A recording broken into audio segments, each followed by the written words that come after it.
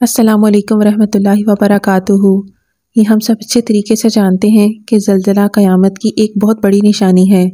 ज़लज़ले, तूफ़ानों और सैलाब को कुदरती आफ़त समझा जाता है, लेकिन कई बार ये कुदरती आफ़त के बजाय एक किसी साजिश का नतीजा भी हो सकती हैं।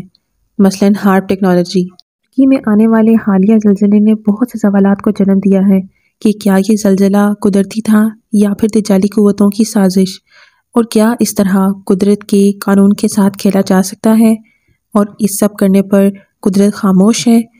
और पाकिस्तान और भारत में भी क्या कोई ऐसी पेशन गोइयाँ की जा चुकी हैं?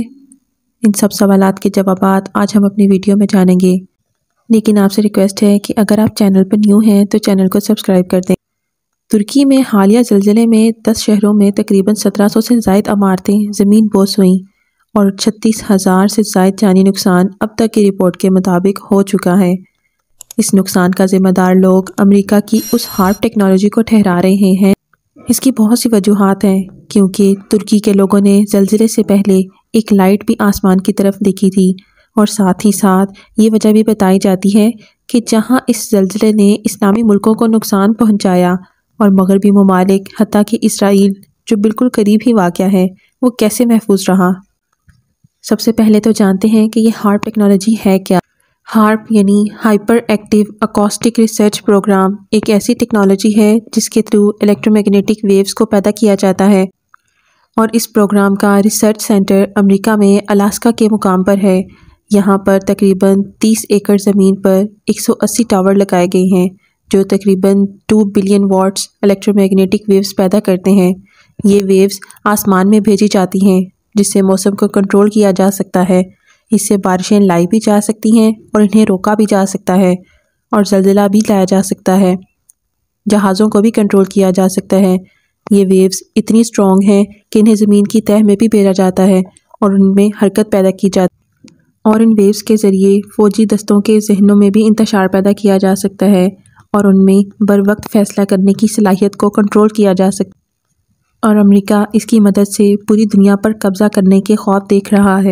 हार्प टेक्नोलॉजी को तुर्की, लबनान और सीरिया में ज़लज़ले से इसलिए भी जोड़ा जा रहा है क्योंकि तुर्की में ज़लज़ले से 3 दिन पहले नीदरलैंड के साइंटिस्ट फ्रैंक हुगरबीट्स ने भी एक ट्वीट किया था, जिसमें उसने 4 से लेकर 6 फरवरी के दरमियान ज़लज़ले की पेशनगोई की थी। ये फ्रैंक हुगरबीट्स SSGO का मेंबर है, जिसने ट्वीट किया था कि वो सेस्मिक एक्टिविटी को एनालिस्ट करते हैं, और ये सेस्मिक एक्टिविटी ज़मीन में हरकत को मेजर करता है, और इस सेस्मिक एक्टिविटी का नतीजा बाद में ज़लज़ला ही निकलता है। SSGO के मुताबिक ऐसा ही ज़लज़ला पाकिस्तान, इंडिया और अफ़गानिस्तान में भी प्रेडिक्ट किया गया है, वो भी अगले 2 हफ्तों में। लेकिन सवाल ये पैदा होता है कि हार्प टेक्नोलॉजी जो अमेरिका के कंट्रोल में है, अमेरिका ऐसा क्यों करना चाहेगा कि तुर्की में इस कदर बड़े पैमाने पर तबाही मचा दे। तो इसका जवाब है कि तुर्की उन मुस्लिम ममालिक में शामिल है जो मुसलमानों के इत्तेहाद के अलमबरदार हैं, और तैयब उर्दगान की क़ियादत में दुनिया भर के मज़लूम मुसलमानों की दुखी आवाज़ हैं और अमेरिका के निशाने पर हैं। इनका अमेरिका मुखालिफ और मुस्लिम नवाज नज़रिया बिल्कुल वाज़िया है, और अमेरिका इससे बाखूबी वाकिफ़ है। साबिक ईरानी वज़ीर आज़म महमूद अहमदी और वेनेज़ुएला के सदर होगो चावेज़ ने इन आफात का ज़िम्मेदार हार्प टेक्नोलॉजी को ठहराया है। सिर्फ यही नहीं, बल्कि 2010 का हाटे और चिली का ज़लज़ला, पाकिस्तान में 2010 का सैलाब, जिसका दावा रूसी सदर ने किया था कि ये हार्प टेक्नोलॉजी की वजह से है। ज़ाहिर अमेरिका अपने ख्वाब को पूरा होता देख रहा है, क्योंकि तुर्की की स्टॉक मार्केट इस वक्त क्रैश कर चुकी है और सियाहत को बड़े पैमाने पर नुकसान हुआ है, जिससे तैयब उर्दगान की सियासत को नुकसान पहुँचाने की कोशिश की गई है और इंतखाबात को मुतासिर करने की कोशिश की गई है। लेकिन बहैसियत मुसलमान हम अल्लाह ताला पर यकीन रखते हैं कि अल्लाह के हुक्म के बगैर कुछ भी नहीं होता। ना तो हम सांस ले सकते हैं और ना ही कोई चीज़ अपनी जगह से हिल सकती है। कुरान पाक में अल्लाह ताला फरमाते हैं कि अल्लाह के हुक्म के सिवा कोई मुसीबत नहीं आती, और जो अल्लाह पर ईमान रखता है वो उसके दिल को हिदायत देता है।